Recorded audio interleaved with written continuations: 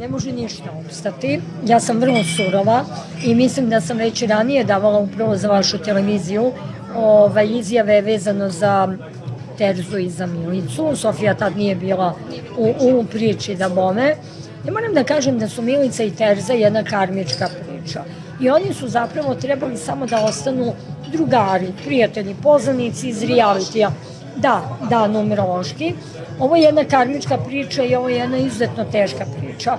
Ono što ja nekako savjetujem vezano za njih dvoje jeste da oni nikako ne ostaju sami u zatvorenom prostoru.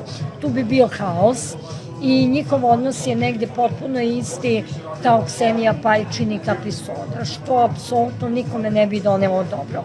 Ne dopada mi se Miličino ponašanje.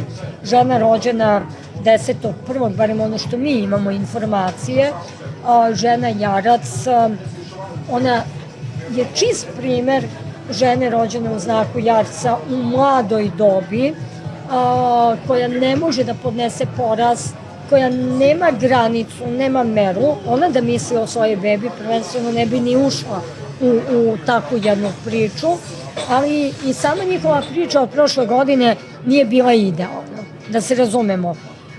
Beba je samo došla kao kolateralna šteta ovde. Milica će sama odgajati dete i daj Bože da ga odgoji kako treba.